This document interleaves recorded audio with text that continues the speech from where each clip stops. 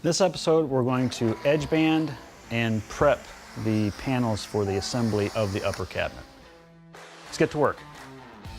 So now that we have our base cabinet with the face frame finished up, we can focus on our upper cabinet. We've already cut the panels down to size. We've added our dado.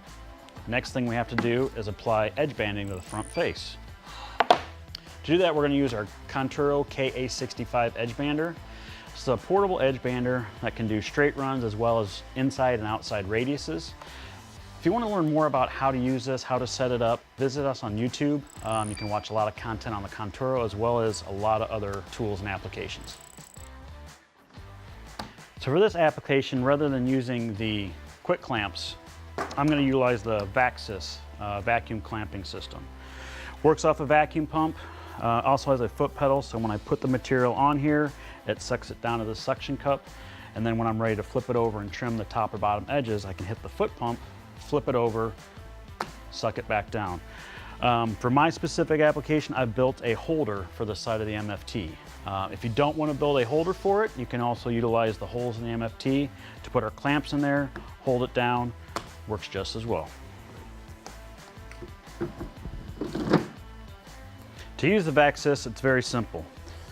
Take the supplied air hose line, hook it up to the vacuum pump, turn the vacuum pump on, adjust the head to the position that you'd like, and just put your material on top, let it seat, and it's locked into place.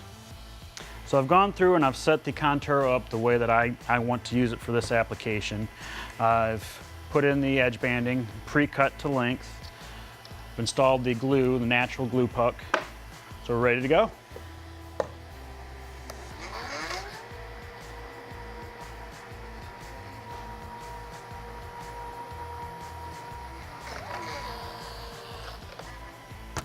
So once I've applied the edge banding, it cools to the touch within about 15-20 seconds. Then I need to trim the ends.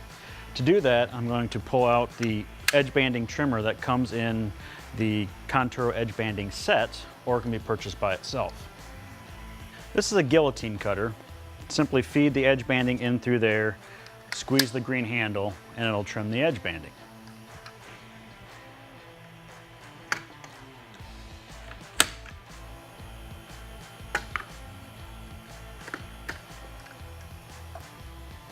Now that we've trimmed the ends of the panel, we need to trim the top and the bottom. The reason we run these wide is so we can trim it so it's perfectly flush. There's manual hand methods you could use. I choose to use the MFK 700. It's quicker, it's more efficient. It's the same motor that I used before when we were doing the dados. I've just replaced the base with a 1.5 degree angle base and a straight bit.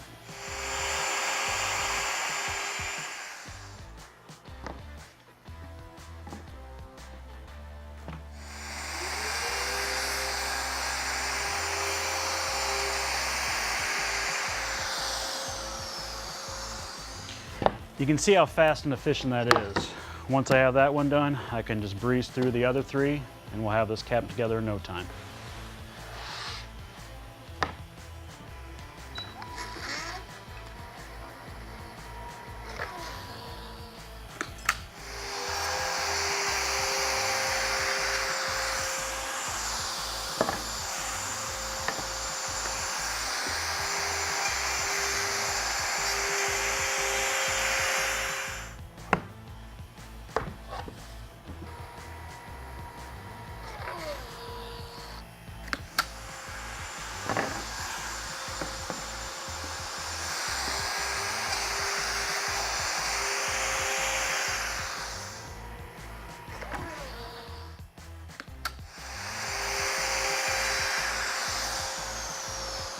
In a matter of minutes, we have all 4 pieces edge banded, trimmed, ready to go.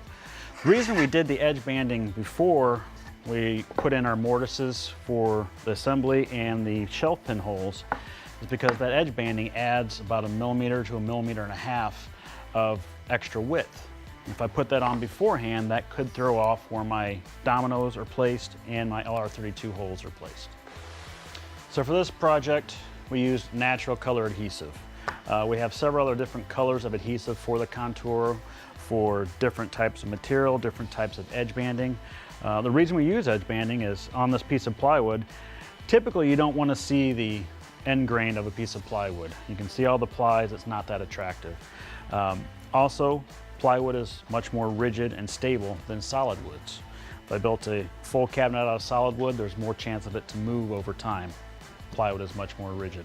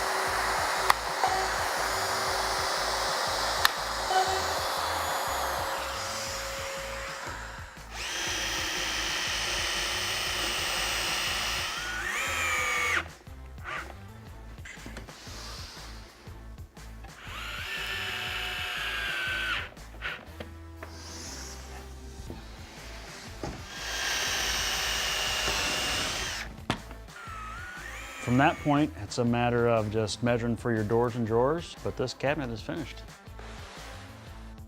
Don't forget to subscribe.